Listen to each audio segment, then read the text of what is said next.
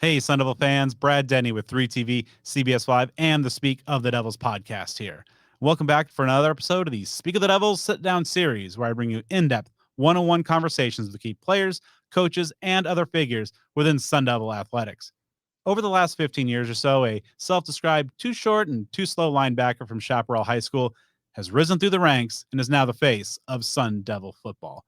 Now, Kenny Dillingham's Sun Devils have yet to win a game on the field. But over the last 9 months, he and his staff have put hard work into activating the Valley and re-engaging a weary fan base. And now with the 2023 season just days away, it's time to see how this new era of Sun Devil football will begin. On this episode, Kenny and I sit down for a very in-depth conversation on topics covering the tough early work in revamping the program, his football origin story, finding the right balance between the rigors of head coaching and being a family man, the quarterback battle, and so much more. So let's get to it. Here's my conversation with Arizona State head football coach, Kenny Dillingham.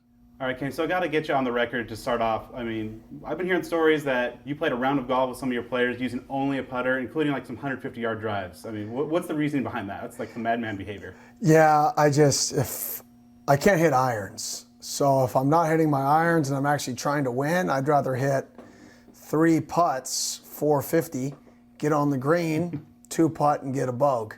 So, I mean, it's just different strategies throughout the game. All right. So, obviously, you've been an assistant in some big-time programs around the country.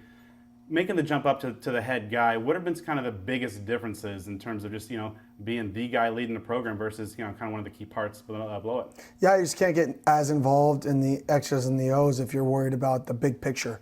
And when you're taking over a program like we took over here, right, there's a lot of things that you need to, dig in the weeds on that have nothing to do with football.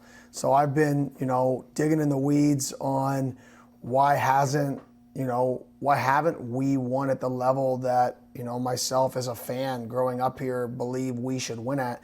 So just digging in all the weeds that don't have anything to do with football is really what I've been navigating and learning throughout the way. So obviously, you come in here at a 3-9 program, you do some kind of triage in terms of, evaluating the current state of the program. What were some of the most critical things that when you first got here, kind of analyzed, like these need to be the first few things that we attack, and then now, 9 months later, how do you feel the progress has been made on those key issues? Yeah, I think just the culture, and that's not saying the last culture was bad. It's saying it's not the culture that fits me as a head coach. And I think that's the biggest thing, was explaining to our guys what the future is going to look like and not worry about the past, because there's a lot of different ways to be successful.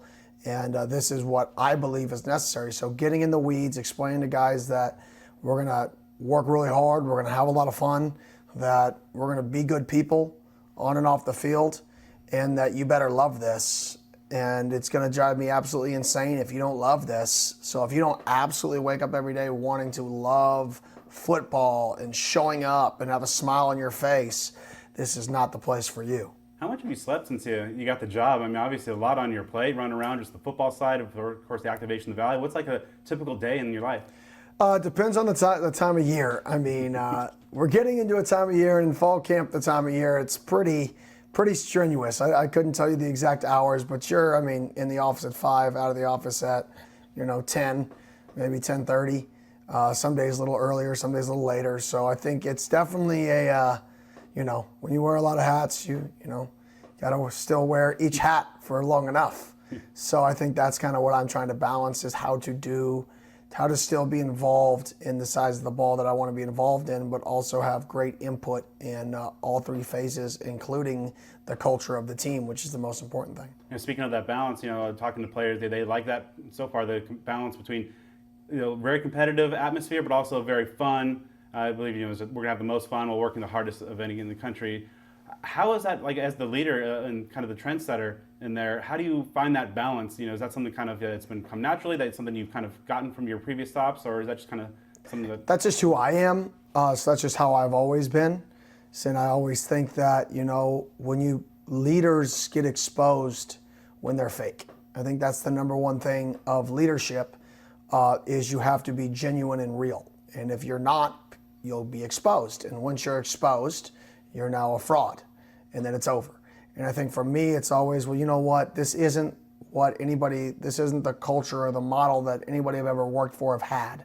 right? Because I'm not anybody I've ever worked for, right? So I can't do what other people did. Otherwise, I'm a fraud. I have to be what I am. And what I am is super competitive and fiery and energetic, but I also like to enjoy life, and I don't let things linger.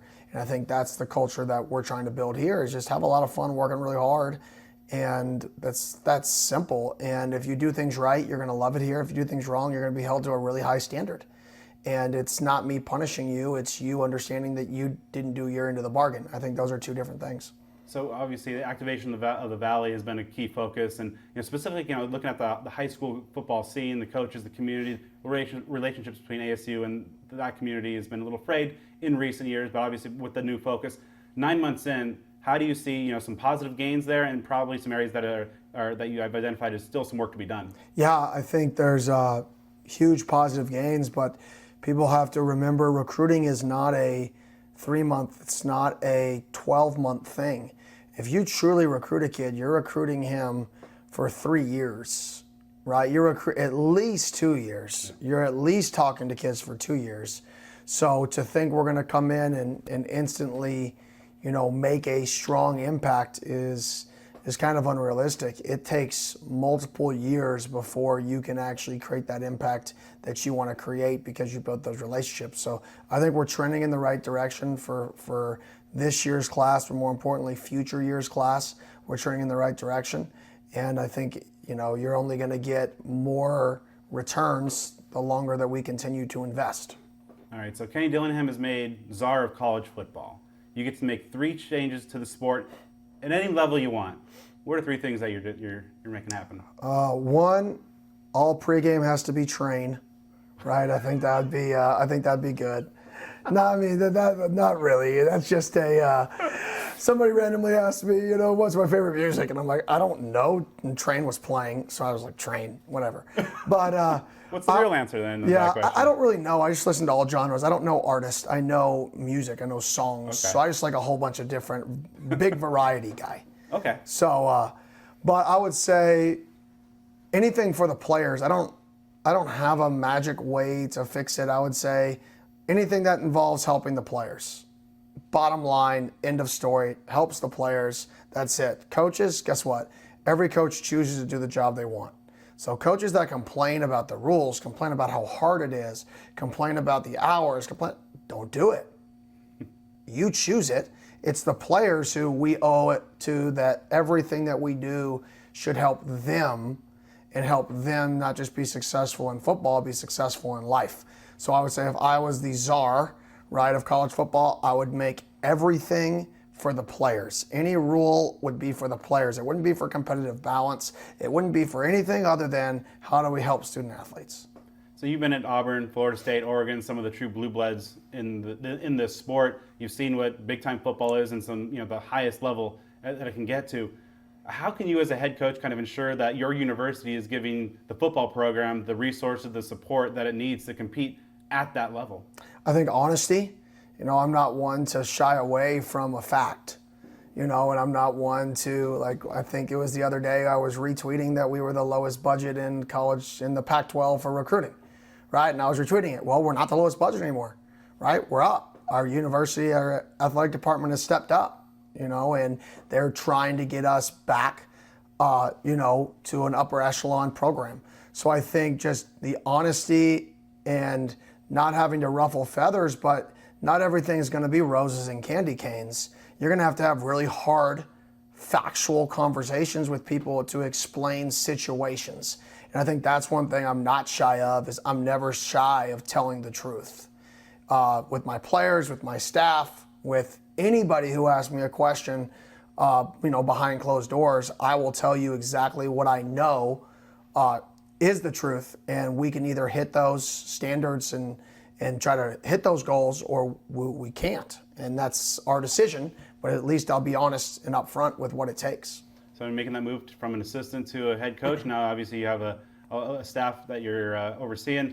Now you've not been shy about saying like a guy like Rashad Samples is on the fast track to becoming a head coach one day, and obviously you have some rising stars on your staff as well. When those inevitable departures come, those guys get the opportunities to step up in the profession. How are you as a head coach kind of planning for those departures and kind of filling those staff and, kind of not missing a beat and not taking a step back? Yeah, I personally think we'll have got this staff together longer than people think. I think people are very excited about Arizona State. I think the people on our staff are very excited about the direction we're going, not just as a football program, but as an institution. I think guys like living here, which is huge for quality of life and coaches. So to say I have a plan for when people leave, that's not really what I'm worried about. Do I have a Rolodex of really good football coaches? Yes.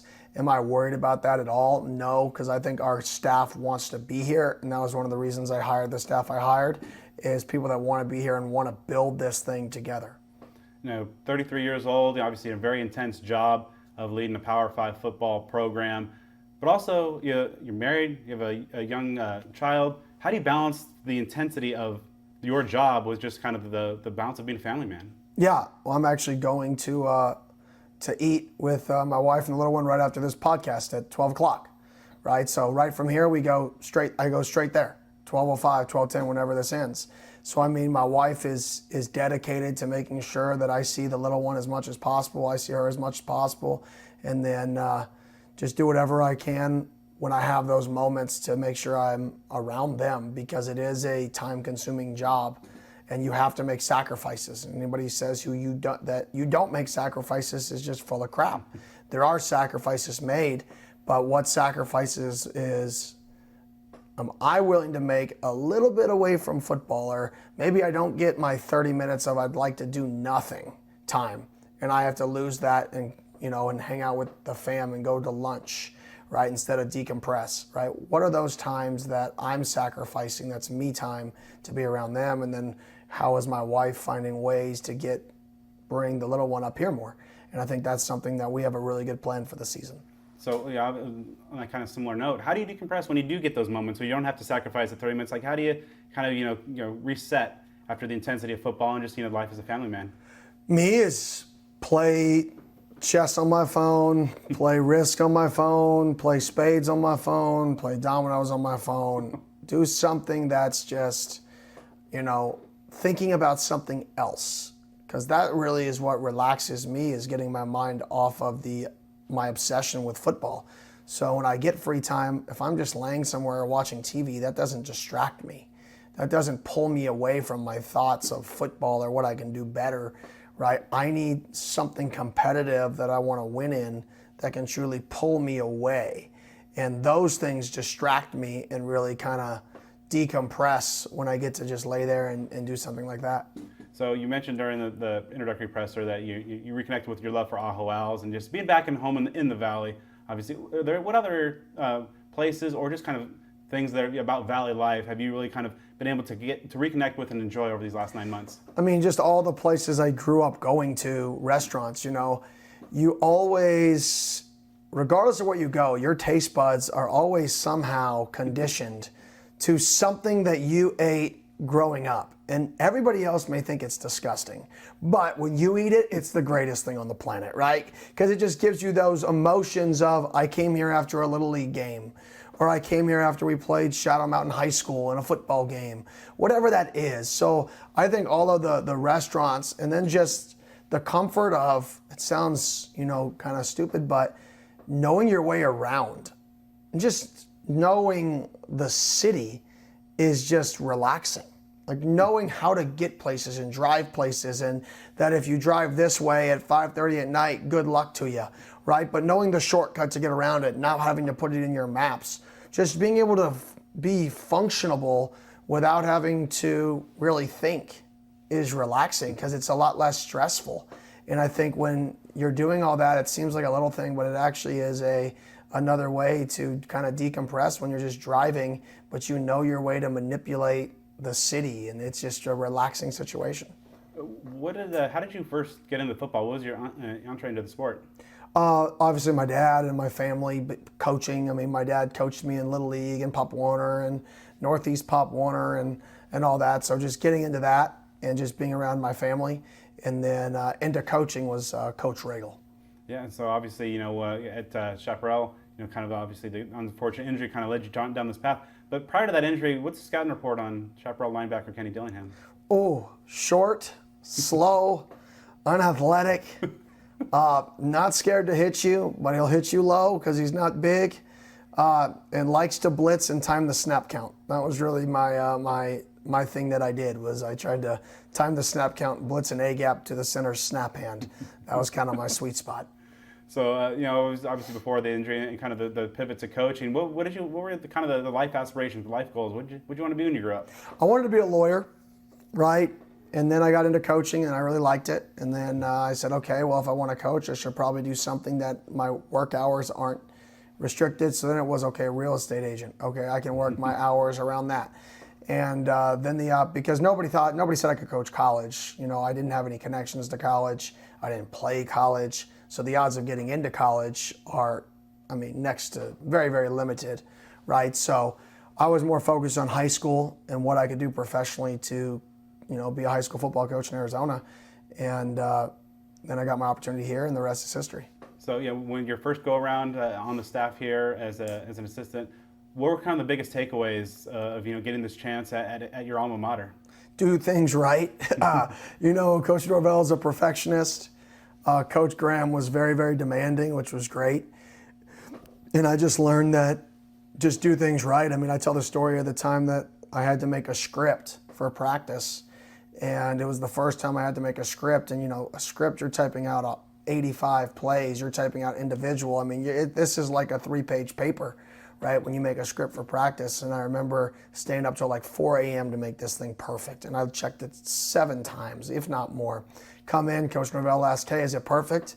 And I'm like, yes. He says, would you bet your job on it? I go, yes, I bet my job on this thing's perfect. I've checked it over and over again. Top left corner is the date. And I didn't change the date because I was so focused on everything else. And it was the first thing he saw. And it was like, okay, right, maybe I need to take a step back. And, it's just a good learning experience that, 1, don't bet your job, right? And 2, right, it's the easy things that people forget when they get trapped in a process. It's the simple things that become challenging, like changing a date, because everything else was right. But the date in the top left corner, the first thing you should change. Why do you love football? I love seeing kids, it click for somebody. I love seeing a kid fail and fail and fail, overcome it and overcome it and overcome it. Then all of a sudden the light bulb goes off. And it's like, oh, ding, ding, ding, ding, ding. Like, I got it. I understand it. That's like my obsession is I love that process of it clicking for people and that joy when somebody gets it. And then I love the competitiveness of the X's and the O's of the chess match within the game. And not just within the game, but the chess match between yourself going into a game plan. I love that, writing a play up and thinking you have all the answers. And Wednesday you show up and you're like, man, this play isn't as good as this play. Why the heck did I have this on the board? Like this, blah, blah, blah, blah, blah. And playing that game in your own mind and challenging yourself to be better. I just love those 2 things. It's an obsession. It's 2 things that you can't get anywhere else. Who are your primary kind of coaching influences along the way? And, what are some of the things that you might have taken from this coach and that coach and kind of put into the kind of the Kenny Dillingham coaching toolbox? Yeah, Coach Norvell is definitely one. He's probably 1A. My players joke around with me because I always bring him up. I think we were doing like a make fun of a coach's deal, and they said, listen, my mentor, Coach Norvell, right? So, they always joke around with me, but he's definitely one. And then Coach Regal's another one, just from how he attacked every single day with his passion. And then people I don't know, Pete Carroll is somebody who I think is, one of the most successful coaches amongst college and the NFL. He's done it at both levels, and it was based off of, enjoying the process. I stole the basketball hoop from Coach Carroll, right, in the meeting room, and I stole the Olympics from Coach Pete from Boise State and Washington. I think those are 2 guys that really embodied a culture, and trying to take those culture pieces that fit more of my personality and combine them with the intensity, the passion, the scheme, the X's and O's, the attention to detail of the Coach Norvell, I think is what I'm trying to kind of merge here within my own personality. So obviously the quarterback competition, you mentioned that kind of Thursday would be perhaps a tentative target deadline. So it kind of, obviously 2 guys right now going at it in practice with Drew, unfortunately, silent a little bit. So, if Trenton's the guy, what are some of the things that stand out about him about why he could be a good fit if he's potentially QB1. Yeah, I mean, I think last year he had the number 3 or 2 completion percentage in college football amongst Power 5 players. I think number 1 or number 2 was Bo, the guy I coached. Number 2 was him. So I think his ability to locate the ball in the short and intermediate passing game accurately, his ability to get us into good plays. I mean, I have full confidence in Trenton as a quarterback and as a person. Now, on the flip side, Jaden, the true freshman, but you mentioned that, you're not looking to necessarily build for the future this year. You owe it to the seniors. You're going to play to win, but, it looks like he's been looking better and better in practice, especially since he got here in the spring. If Jaden's ultimately the guy, why do you think, what are some of the things that would make him a good QB1? Yeah, I mean, he's just gotten better every single day. I mean, he comes out there and gets better and more comfortable. He cares. And I think just he has a freakish skill set. And I think anytime you have that skill set, it allows you to be a little more open schematically when you have a guy who's part of the 0.0001% of arm talents. So I think he definitely opens that ability up for us offensively. But like I said, I think they both give us chances to win. I think could both go out there and win football games.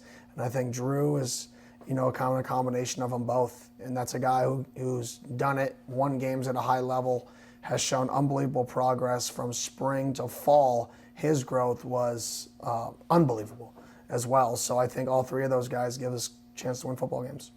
November 18th, Ducks are coming to town, Dan Lanning and Bo. And how much extra juice is that night going to have for you? Not a lot of extra juice, to be honest. I mean, I wish there was, but I'm very, it'll be more me getting out of the way because when you know somebody defensively, or when Dan knows me offensively, or when I know Bo, I'm going to want to have my hands all over everything because I know how they think. I know how they're going to stop us. I know this. I know that. Well, in reality, they know it too. They know what I know about them. So how much does it actually help? It's like the game of rock, paper, scissors, right? I think you're going to pick rock. So I think you're going to pick rock. So do I actually pick paper because I think that you think that you're going to pick rock and you're not going to pick rock because I think you're going to pick rock? Like, that's the game you play when you know somebody. And I think my challenge will be, can I step away, right, and just go about it based off of the film, have a little bit of insight into how they think, but not get carried away with trying to predict, are they picking rock, paper, or scissors, because they're trying to do the same thing to me. And that becomes a guessing game. How's the activation of the Valley coming along and kind of the reaction and takeaways you've had from those local business leaders over the last 9 months? I think every week there's somebody else that gets involved. And that's it. That's all I want. It's not going to happen overnight. We're not going to show up and say, activate the Valley, and then all of a sudden 97 businesses are getting involved. It's going to be a process. And it's good. People want to see, are we committed to this process before they commit to the process? So they want to see us go be a disciplined football team. They want to see a football team go and play hard and with a passion, right? So hopefully we get to put out there that passion and intensity that we have for ASU, and then slowly more and more businesses will become involved. But it is coming along. There are more businesses getting involved in our student athletes weekly, if not daily. Week away from kickoff or so. What's success going to be like? How would you define success in 2023? Guys playing hard, 1, right? Responding to adversity, 2, and then just being the very best we can be every single game, every single moment. And it's very cliche, it's coach speak, but I'll never have a goal here, as long as I'm the head coach here, of winning blank amount of games or winning a championship or winning blank. That'll never be the goal. The constant goal will just be to be successful today, right now. And if we continue to do that, just be the very best version of ourselves every single day and every single moment, and try to be elite at everything right now, then the quote-unquote public version of success, which is measured in wins and losses, will be higher. But if we get wrapped up in what the public version of success is, we're going to lose sight on actually being the best football team we can be.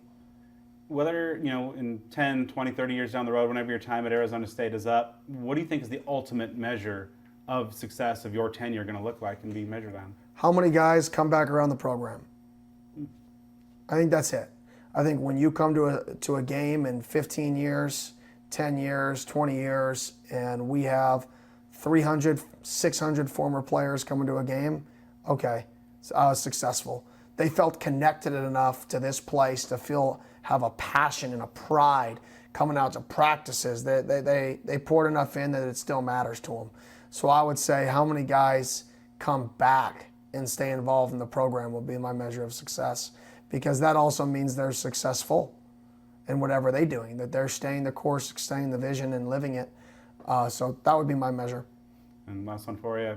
When all's said and done, how do you want the name Kenny Dillingham to ultimately be remembered here in Tempe? I think what's on the board out there, somebody who's a good person, somebody who makes good decisions, right? And somebody who just lives with a passion, cares about players, cares about the team, just whatever he does, he genuinely cares about other people.